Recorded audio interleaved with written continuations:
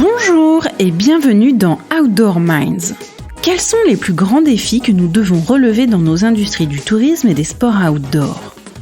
Quels sont les signaux faibles et les tendances fortes qui se développent dans notre société ? Et surtout, qui sont les leaders qui réfléchissent et développent les meilleures pratiques ? Dans cette série d'entretiens, nous voulons partager les parcours, les expériences et les visions des plus grands esprits qui font l'outdoor d'aujourd'hui et de demain.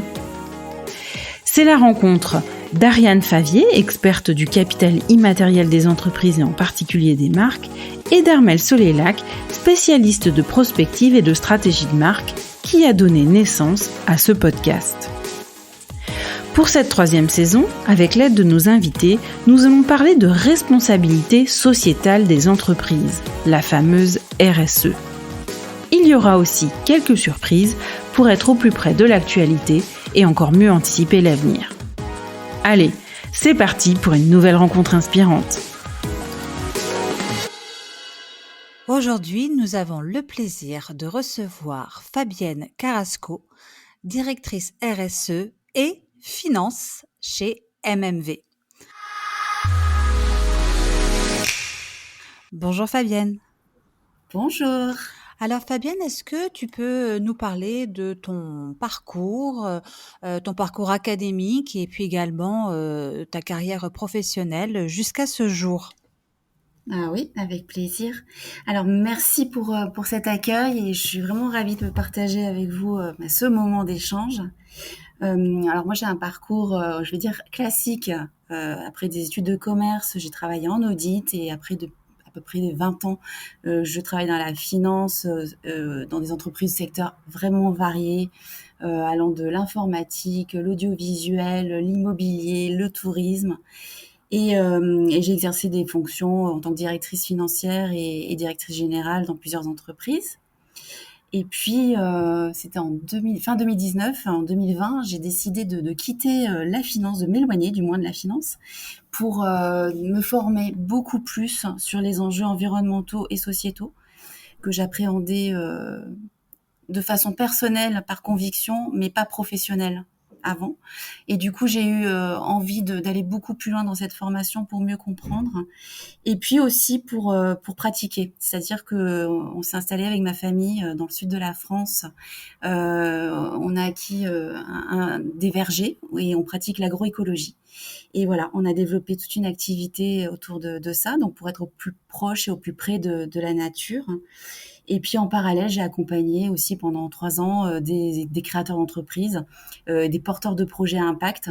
Et du coup, voilà, j'avais le trio gagnant, se former, pratiquer au plus près de la nature et accompagner des personnes extrêmement engagées. Et puis là, depuis cette année, début d'année, j'ai rejoint MMV en tant que directrice RSE et finance. Alors MMV, c'est mes anciens amours parce que j'ai déjà travaillé chez MMV par le passé. C'était de 2014 à 2016. On a écrit ensemble une page importante dans la vie de MMV. À l'époque, c'était pour se recentrer sur l'activité montagne puisque nous avions pivoté en développant j'expliquerai peut-être après ce que fait MMV, hein. Justement, est-ce que tu peux nous présenter MMV parce que c'est une entreprise majeure dans le secteur du tourisme et particulièrement en montagne, mais peut-être que certains de nos auditeurs ne la connaissent pas encore. Donc, est-ce que tu peux nous présenter Et MMV ? bien sûr. Alors MMV, c'est un hébergeur hôtelier à la montagne. Il est spécialiste des vacances clubs et résidences de tourisme à la montagne depuis plus de 30 ans. Et aujourd'hui, on a 20 clubs, villages vacances et résidences de tourisme qui sont situés dans 16 stations, 16 destinations dans les Alpes. Juste pour des chiffres, ça représente environ 75 millions de chiffre d'affaires, 1200 salariés en haute saison. Et voilà, on a une activité, on propose des expériences et des séjours au sommet pour que les clients vivent une vraie expérience de partage et de plaisir. Et en fait, c'est vraiment notre ADN, tant en tant que salarié que en tant qu'hébergeur, d'accueillir et de vivre la montagne différemment. Donc ça, c'est vraiment l'histoire. Et moi, à l'époque, quand j'avais travaillé sur le recentrage de l'activité sur la montagne, puisqu'on avait essayé de diversifier et de se développer en bord de mer. Et puis on s'est très rapidement rendu compte que voilà, notre cœur de métier historique, c'est la montagne, et on s'est recentré sur la montagne. Et là, aujourd'hui, on se développe uniquement dans les Alpes. Et donc, tu es directrice RSE et finance. Est-ce qu'on peut faire un petit zoom sur le et finance? Ah ben oui, c'était ma motivation de rejoindre MMV justement pour le projet accompagner la RSE et la finance. Pour moi, c'est vraiment le sens de l'histoire. Pour toutes les fonctions finances, toutes les personnes qui occupent des fonctions finances, je pense que, et en tout cas, c'est un vrai message que je fais passer au sein de l'équipe aussi, allant de la comptabilité, le contrôle de gestion, de dire demain, l'avenir, c'est la comptabilité carbone, c'est-à-dire, j'ai même beaucoup plus loin, la comptabilité triple capital, aujourd'hui qu'on appelle méthode CARE par exemple, d'appréhender tous les impacts économiques, oui, mais environnementaux et sociétaux. Et du coup, l'opportunité de rejoindre le groupe MMV franchement, on m'a dit soit que pour la RSE, soit que pour la finance, soit pour les deux, parce que c'était deux casquettes que j'avais. Et moi, j'ai dit non, c'est absolument les deux parce que ça va ensemble et c'est la meilleure façon de rallier toutes les forces vives, justement, autour des sujets qui nous tiennent à cœur et à corps, j'ai envie de dire. Donc voilà, et aujourd'hui, bah, c'est clairement ce que j'aime, c'est de pouvoir concilier des convictions personnelles et professionnelles dans mon travail et de pouvoir mener des projets en ayant toujours en tête les impacts économiques, environnementaux et sociétaux.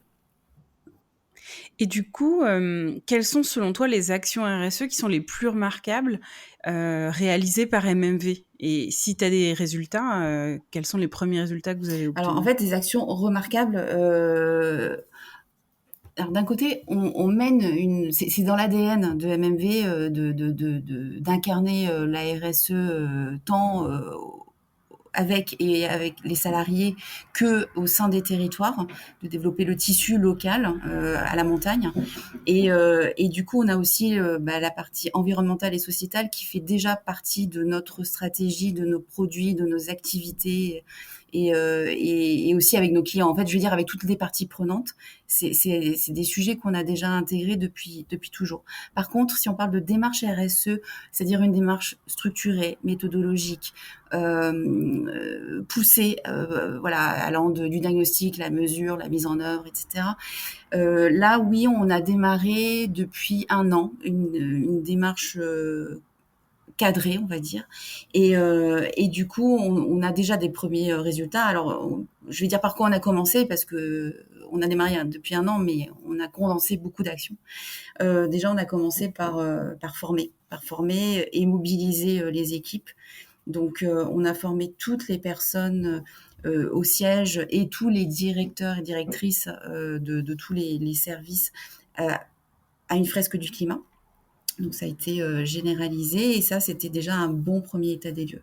Ensuite, la sensibilisation, ça passe aussi par des ateliers d'automne, par des partages aussi au quotidien, et puis par des partages avec nos clients aussi, la sensibilisation avec des guides de formation qu'on diffuse auprès des enfants parce qu'on accueille beaucoup de familles. Et donc, les enfants sont très sensibles à ça et les parents aiment beaucoup. Après, du coup, là, les premiers résultats, c'est d'avoir mobilisé des salariés qui sont engagés. Ils ont créé par eux-mêmes réuni des ambassadeurs. Il y a un groupe RSE qui travaille aussi avec notre CSE. Et du coup, voilà, ça va beaucoup plus loin. Et là, c'est un vrai projet collectif où on coopère et on s'alimente et on se nourrit mutuellement. Donc ça, c'est la première base. Après, on a mené beaucoup de phases de diagnostic de mesure parce que on ne peut pas gérer ce qu'on ne sait pas mesurer. Donc, la première étape, forcément, c'était de dire, bon, OK, on commence par un bilan carbone. Alors, les 2 scopes, là, on est en train de travailler sur le scope 3. L'objectif, c'est de sortir la mesure du scope 3, là, cette année. Ensuite, on a aussi fait, dans l'hôtellerie, on a l'affichage environnemental. Donc, on a fait, selon la méthode de l'affichage environnemental, calculer l'impact de nos 20 établissements. On a commencé aussi le diagnostic énergétique. Et on se dit déjà ces 3 premiers piliers, c'est vraiment que le début, mais au moins on a une base de savoir d'où on part, parce qu'on ne pourra pas dire demain et assez rapidement quels sont les résultats et les impacts. Et puis après, on a mené des actions dans, on va dire, l'exploitation, l'activité. C'est-à-dire qu'on a mis en place des buffets végétariens. On a mis en place aussi une meilleure performance et une meilleure gestion énergétique. Alors, on avait anticipé ce qui est en train de se passer, mais on est tous apprenants, hein. Donc, c'est vraiment, voilà. En tout cas, nous, ce qu'on a fait déjà, c'est la gestion déjà des ENR qui sont systématisés, des PIB pour mieux piloter aussi, c'est-à-dire température à 19 systématique et savoir s'il y a des problèmes ou des dépassements, c'est avec des alertes immédiates. Donc, des outils de pilotage. Et puis après, on a plein de d'actions au niveau des produits qu'on utilise, au niveau de l'utilisation de l'eau, au niveau de voilà, ça va. C'est vraiment le début, mais on a déjà couvert plusieurs volets qui sont importants. Et l'action aujourd'hui sur la RSE, c'est de structurer cette démarche et d'aller vraiment, vraiment plus loin.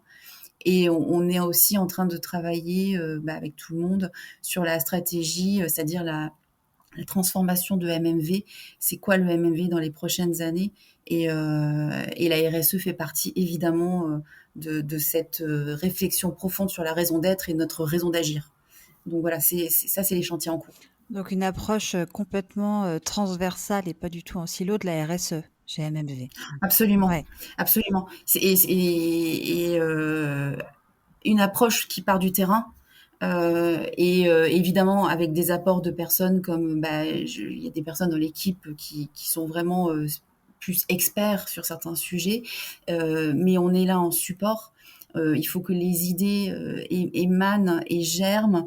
Donc nous, on est là en support pour former, sensibiliser et pour aider à faire émaner ces bonnes idées, enfin à identifier quelles sont les bonnes idées en mesurant, parce que parfois pour prendre des décisions, enfin même tout le temps, c'est pas si intuitif que ça. Souvent, on peut proposer telle ou telle solution, mais on a l'impression que ça a d'un impact moins négatif, mais en fait, il faut vraiment évaluer de quoi on parle, quoi. Donc, pour être efficace.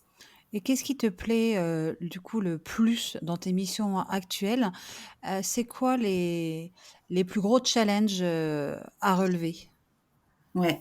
Ah bah, déjà, bon, au-delà de porter un projet qui mobilise sincèrement tout le monde et qui permette à tout le monde ce sujet soit infusé et incarné par chacun, au-delà de ça, le plus gros challenge pour moi, c'est lié à l'activité de notre activité, mais aussi des entreprises du secteur.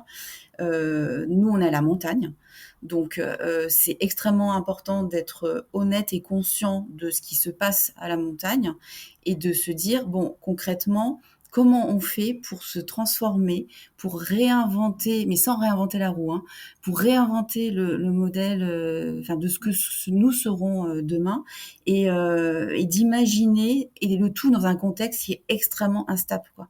L'inconnu, bon voilà, on a vécu les dernières années, mais l'avenir, c'est pareil, on ne sait pas comment ça va évoluer. On a des grosses idées hein, quand même. Et du coup, pour moi, le plus gros challenge, c'est déjà d'être bien conscient et de bien comprendre et appréhender tous ces enjeux. Et comme tu dis, de ne pas être en silo, que ce soit quelque chose qui soit partagé. Et c'est pas évident. Parce que personnellement, moi, je me suis formée à ça de façon très poussée pendant plusieurs années. On passe par des phases aussi personnelles hein, de remise en question qui sont difficiles. On passe aussi par des phases d'anxiété. Et du coup, de se dire, on arrive à mobiliser, à embarquer tout le monde, mais dans une énergie positive. Parce que l'ambition, je vais résumer en une phrase, c'est ça le plus gros challenge, c'est comment MMV ou toute entreprise peut être une entreprise contributive, c'est-à-dire avoir plus d'impact positif que de négatif. Et que ce soit pas de la littérature ou un discours philosophique, c'est de dire concrètement qu'est-ce qu'on fait et en ayant pleine conscience de tous les enjeux qui sont systémiques. On ne peut pas se dire on agit que sur les gaz à effet de serre ou la biodiversité ou le social. Tout est lié en fait. Donc il faut tout comprendre et arriver à tout mener de front ensemble. C'est ça pour moi le plus gros challenge. Et, en- Tu, et tu as, tu as évoqué la question de l'éco-anxiété. Comment tu fais, toi, pour, quand tu as une crise d'éco-anxiété, pour ne pas déprimer? je pense à mes enfants. Et alors des fois, ça me fait encore plus de peine, du coup. Mais leur regard, leur sensibilité, leur maturité, alors ils sont jeunes, hein, ils ont 12 ans, 13 ans, bon 18 ans pour la plus grande, mais leur maturité, et je me dis, pour eux, on ne peut pas baisser les bras, on n'a pas le droit.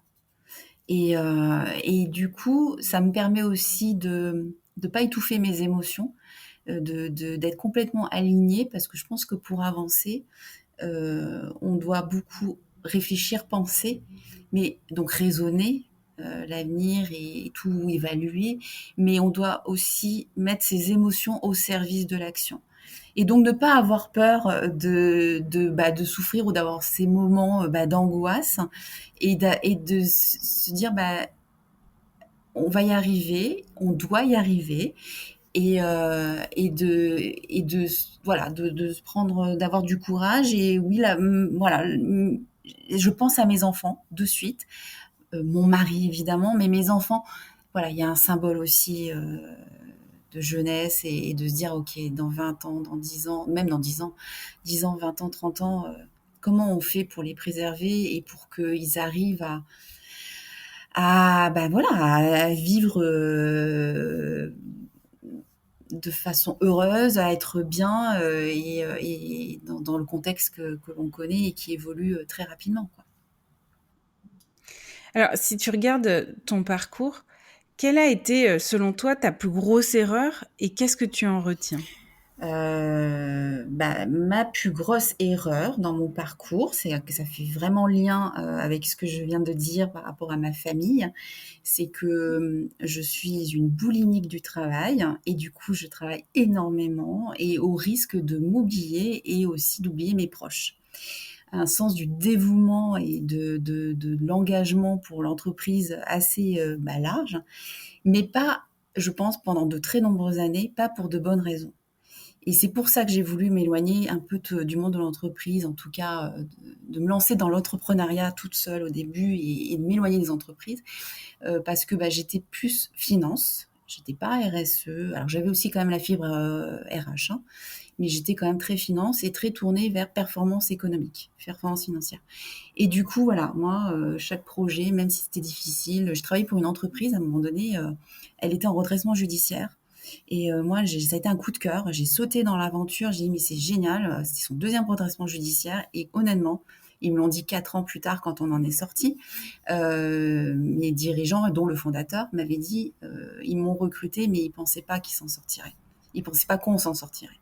Ils pensaient que la boîte allait mourir, quoi. Et moi, quand j'ai vu ça, j'ai dit, ouais, super, il y a la montagne, le projet est top, les gens, etc. Et du coup, il faut y aller. Et voilà, et du coup, le sens de l'engagement, alors pas que économique, aussi humain, du coup, les équipes.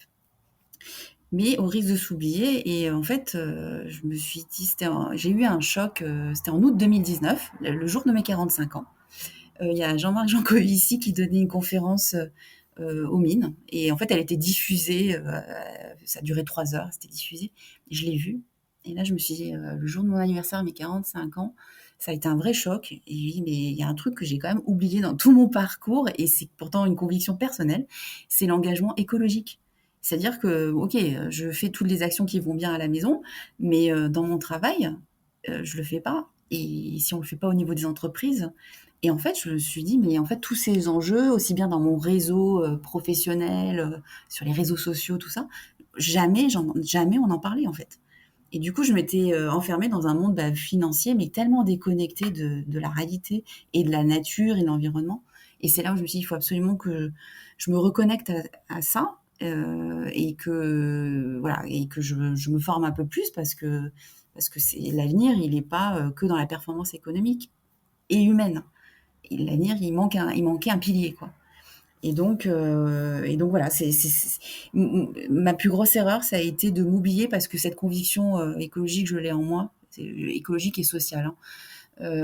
Mais voilà, des fois, on est focus sur un sujet et un peu trop, et on oublie des choses qui sont vraiment essentielles. Donc voilà, ce que j'ai retenu de cette expérience, du coup, c'est de se rappeler toujours le cap. Qu'est-ce qui est vraiment essentiel? Alors après, c'est une définition personnelle. Hein. Il n'y a pas de, il y a pas la Bible qui dit c'est ça qui est important. Mais en tout cas, maintenant, je m'en rappelle. Et c'est important aujourd'hui au quotidien aussi parce que RSE finance, c'est large, on peut s'éparpiller, on peut se perdre dans plein de sujets quand on étudie tel ou tel n'importe quoi d'ailleurs. Et du coup, toujours regarder la ligne directrice et dire attention, les 3 piliers pour que un projet soit ait un impact positif et faut qu'il soit pérenne et soutenable. Donc, il faut qu'il concilie, qu'il trouve un équilibre entre économique, environnemental et sociétal. Et ça, voilà, ça c'est, j'oublie plus. C'est pas un des 3 piliers, c'est les 3 points. Et puis du coup, je me suis aussi réalignée avec ma personne et mes proches, voilà. Et du coup, souvent on entend parler des jeunes ou des moins jeunes d'ailleurs qui recherchent du sens dans leur travail et qui sont épuisés aussi. Moi, clairement, j'ai vécu cet épuisement, hein. Mais c'est parce que ce sens manquait, quoi. Et du coup, ouais, moi, je suis heureuse aujourd'hui d'avoir cette chance de pouvoir concilier tout ce que j'aime, quoi. Ouais, donc tu nous parles en fait de performance matérielle et immatérielle. Donc c'est une autre Oui. façon de piloter l'entreprise avec d'autres indicateurs aujourd'hui.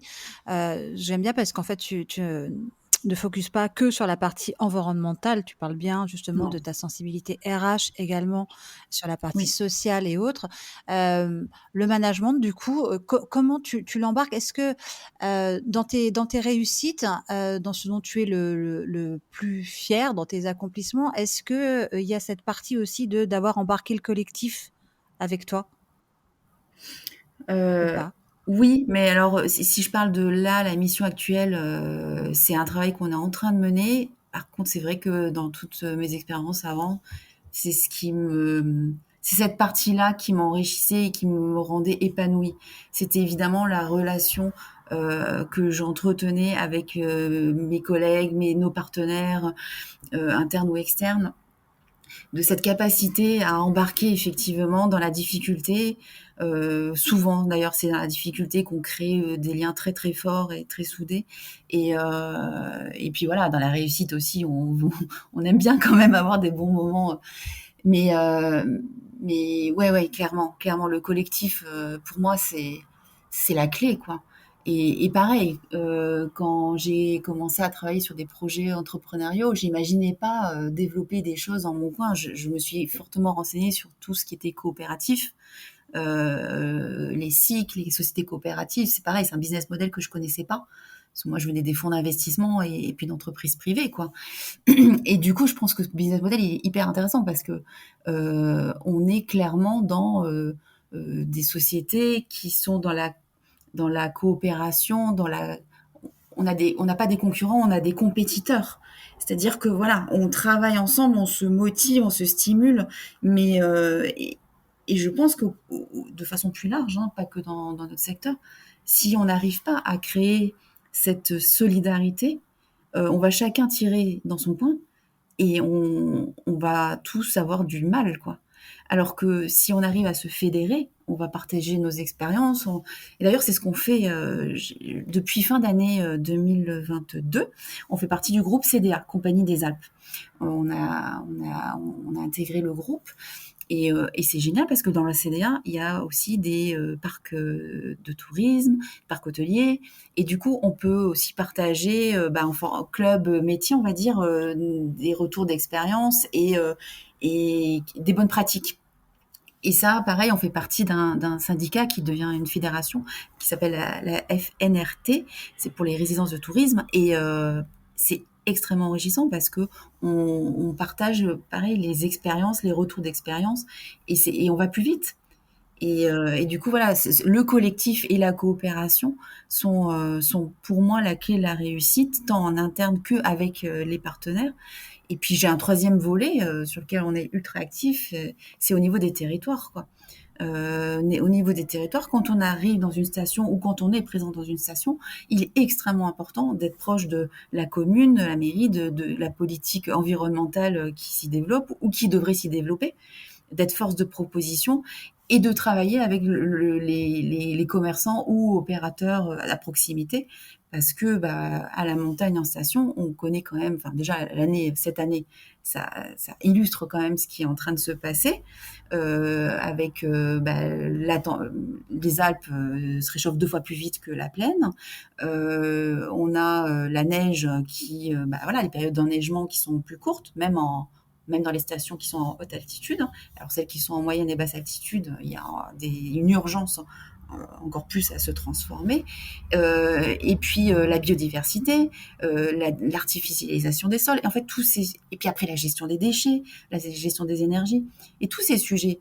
Nous, on travaille dessus en tant qu'opérateur, hôtelier, et hébergeur, mais il faut qu'on le fasse de façon collective aussi au cœur des territoires. Et puis, comment aussi développer l'activité économique et donc avoir cet impact sociétal et social, embaucher des saisonniers, les héberger, et avoir des lits chauds, c'est-à-dire une vraie activité, une attractivité, mais qui soit pas que tournée autour du ski.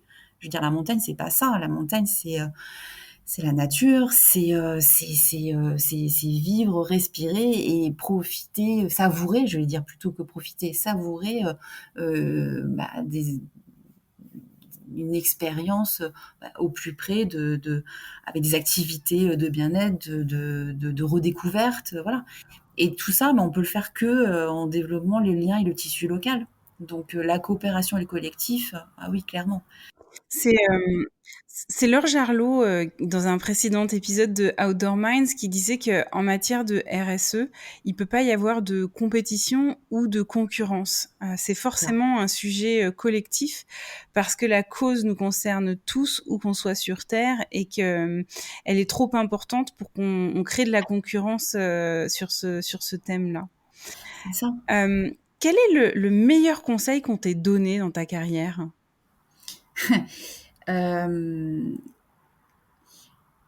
m'a donné un conseil un jour qui m'a marqué, qui est ne change pas ce que tu ne peux pas changer. N'agis pas là où tu n'as pas la maîtrise directe. C'est-à-dire, alors Si, c'est franchement, Marc Aurèle, donne-moi la force de changer ce qui peut être changé, ou le courage de changer ce qui peut être changé, d'accepter ce qui ne peut pas être changé, qui ne relève pas de moi, et surtout, je ne sais plus quoi, quel qualificatif, pour discerner l'un de l'autre, en fait. Mais c'est exactement ça. Et des fois, on se dit, on a envie de changer le monde et tout, mais non.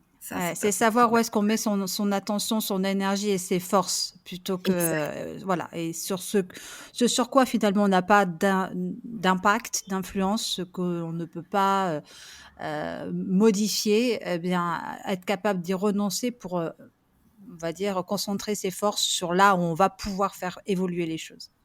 Exactement. Et du coup, ça nécessite aussi de bien connaître. Alors, je vais dire, ça rejoint aussi un deuxième conseil auquel je suis en train de penser. C'est de travailler aussi bien pour soi qu'avec ses collègues, de travailler sur les forces plutôt que sur les faiblesses. Parce que, voilà.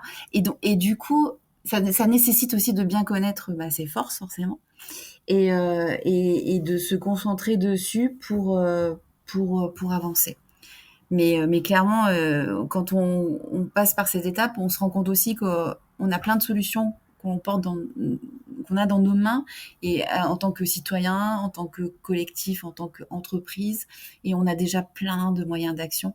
Et déjà, c'est vrai, voilà, si on commence par ça, plutôt que d'avoir l'ambition de changer des choses qui sont beaucoup plus grandes que soi, c'est beaucoup plus efficace. Et effectivement, j'ai trouvé que c'était un très bon conseil. Alors, sauf que le jour où on me l'a donné, c'était pour me dire qu'un projet que je proposais de création d'entreprise, c'était perçu comme une lubie. Mais en fait, j'ai vraiment réfléchi, j'ai dit, mais c'est ça, il faut commencer petit. et il vaut mieux grimper plusieurs marches qui sont moins espacées et on a la maîtrise d'avoir une échelle devant soi avec des marches qui sont 3 mètres plus haut et qu'on aura vraiment du mal à grimper parce que ça dépend pas que de nous, quoi. Donc pour moi, je trouve que c'est un très bon conseil. Il y a un deuxième conseil, du coup, que tu pourras adosser, c'est celui qui est inscrit sur le fronton de Delphes, c'est connais-toi toi-même et rien de trop. Du coup, voilà, pour pouvoir aussi se focuser sur ses forces et non pas ses faiblesses, C'est vrai. c'est c'est complémentaire. Euh, du coup, concernant l'industrie de l'outdoor qui a beaucoup évolué ces 10 dernières années, quelles sont les évolutions qui, de ta fenêtre en tout cas, t'ont le plus marqué? Alors, moi, ce qui m'a le plus marqué, c'est les changements d'habitude et ça me marque parce que ce que j'ai remarqué depuis les 10 dernières années et c'est sur ça qu'on est en train de travailler aussi pour les 10 prochaines années. C'est-à-dire, il y a des habitudes de vie qui changent très vite, avec des nouvelles envies, tant sociales, hein, c'est-à-dire recherche de plus de convivialité, authenticité, avec plus de recherche d'expérience. Mais il y a aussi sur l'aspect culturel, que ce soit intégré vraiment au cœur du terroir. On recherche plus d'expérience et d'expérimentation. Et puis au niveau technologique aussi, hein, ultra connecté. Et du coup, ces tendances qui évoluent très vite dans le passé, nous, il faut qu'on soit intégrés et même en avance pour savoir imaginer quelles sont les tendances de demain. Et en fait, c'est ces changements-là et cette rapidité qui, euh, qui, qui, qui m'a vraiment marquée. Puis après, il y a toute une partie humaine, hein, évidemment, de savoir s'adapter et être mieux relié au tissu local et avoir des services qui sont beaucoup plus appropriés, avec des ambiances très personnalisées. Enfin, voilà, tout ce qui concerne aussi bien l'hébergement que les services associés. Et évidemment, l'outdoor a sa part à jouer. Nous, on s'est développé sur l'outdoor depuis plusieurs années, mais là, on recherche justement de nouvelles expériences respectueuses de l'environnement. Du coup, il y a aussi ce challenge-là, c'est-à-dire quelles sont les activités que je vais développer qui répondent aux attentes, mais qui soient toujours respectueuses de l'environnement. Donc, et après, il y a la partie réglementaire aussi qui m'a beaucoup marqué, moi, et qui me marque beaucoup. Et je trouve que ça s'accélère vraiment depuis les dernières années. Euh, Tant autour du bâtiment de nos exploitations que des services et des activités que l'on développe. Enfin voilà, tout ce qui est autour de décrets tertiaires, RE 2020. Bon après il y a plein d'autres types de labels ou de normes attendues sur la partie environnementale, la gestion des déchets, les biodéchets. Euh, et après toutes les communications aussi autour de ça, en fait, on est vraiment, il y a beaucoup d'informations à digérer, à maîtriser, et il y a un côté réglementaire qui devient de plus en plus pointu et évolutif. Alors c'est une bonne nouvelle. C'est une bonne nouvelle parce que et nous vraiment, des fois c'est un peu chronophage. Hein, faut pas, enfin, voilà, remplir certains documents pour répondre à des contraintes réglementaires. C'est le côté le moins intéressant, mais c'est par contre sur le fond c'est très structurant et on est même demandeur de plus de réglementation, quoi. Et justement, au milieu de tout ce bruit réglementaire, de tout ce bruit de communication autour de la RSE, quel conseil est-ce que tu donnerais à quelqu'un qui voudrait mettre en place une démarche RSE au sein de son Ouais. Eh organisation? ben, je vais dire les conseils que je me suis donnés. Déjà, il faut être lucide et honnête. Donc, faut être sincère dans l'approche, dans la démarche. Et puis, voilà, il faut pas se perdre. Il faut vraiment garder toujours pareil, hein, ce cap. Déjà, c'est voilà. Et pour moi, il y a deux enjeux, hein. Il y a savoir-être et savoir-faire. Donc, sur la partie démarche, il y a le côté savoir-faire. Il faut que ce soit structuré, mais pas directif. Donc structuré, moi les conseils que je donnerais, ce serait de commencer par faire un diagnostic honnête de la situation, en analysant vraiment où est-ce que l'entreprise se situe à son niveau, mais aussi vis-à-vis des parties prenantes, de tous les partenaires et de tous les acteurs avec lesquels l'entreprise travaille, ou travaillent en collaboration, de bien intégrer tous les enjeux systémiques qui dépassent vraiment l'entreprise, et puis de comprendre dans quel contexte l'entreprise s'inscrit. Ça, c'est la première étape pour moi, c'est le diagnostic, et ce que je disais tout à l'heure. La deuxième, c'est mesurer, parce que on peut pas avancer, on peut pas gérer si on sait pas mesurer. Donc là, il y a plusieurs étapes. Moi, je conseille de faire bilan carbone 3 scopes, le bilan énergétique, la gestion des déchets aussi, et avec un focus sur la partie gaspillage alimentaire, et donc la gestion des biodéchets. Et puis après, chaque entreprise doit rajouter en fonction de dans chaque démarche RSE, il faut adapter aussi. Mais nous, en tout cas, c'est ces premiers indicateurs qu'on a mesurés. Et puis après, hyper important, c'est de se fixer des objectifs de façon collective, c'est-à-dire qu'est-ce qu'on vise ? Est-ce qu'on vise à réduire son impact carbone, à améliorer et à préserver la biodiversité, à préserver l'eau, à régénérer ou à réduire ses consommations en ressources ? Il y a tous les sujets en fait qu'il faut appréhender et se dire c'est quoi la priorité ? On veut tous les adresser clairement, mais quand on va avoir un nouveau projet, par exemple, une nouvelle résidence dans laquelle on voudrait se développer, on va évaluer la faisabilité du projet. C'est quoi les indicateurs qui nous permettront de dire que notre ambition est à tel niveau et nos actions ont tel impact. Donc, fixer les objectifs et prioriser et définir des KPI qui soient mesurables et aussi bien quanti que quali, quoi. Et puis forcément, décliner toute la stratégie et avoir une approche de mesure. Nous, on pratique l'analyse cycle de vie, parce que il faut vraiment avoir toujours pareil, vision systémique, mais du début à la fin. Et puis forcément, se faire accompagner aussi, parce qu'on ne sait pas tout. On ne peut pas être expert dans tous les domaines. Donc, se faire accompagner par les gens qui maîtrisent pour aller plus vite, et puis se former à minima, ça c'est sûr.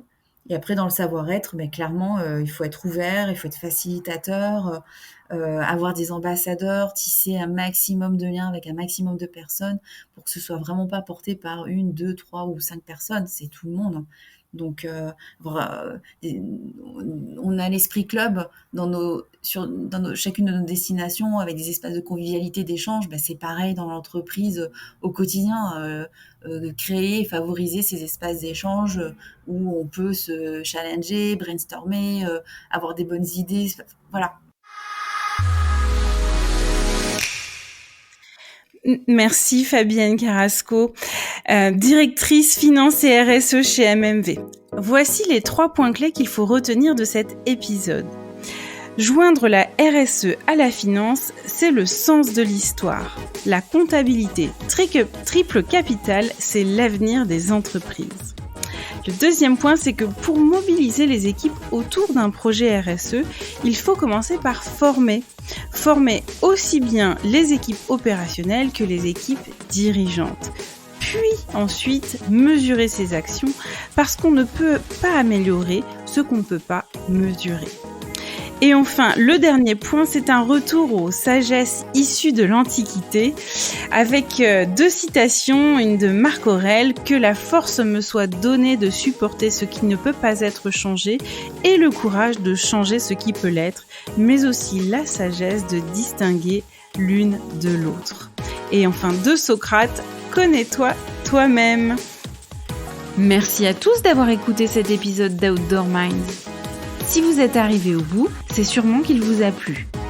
Nous vous invitons à le partager autour de vous et à nous soutenir en mettant une note de 5 étoiles avec un commentaire sympa. Cela nous aidera beaucoup à faire connaître cette balado-diffusion et à mettre en lumière tous ces leaders qui le méritent. Vous voulez découvrir de nouveaux leaders dans le tourisme et les sports outdoor ? Alors nous vous invitons à nous retrouver dimanche prochain avec un invité prestigieux. À très vite pour un nouvel épisode d'Outdoor Minds.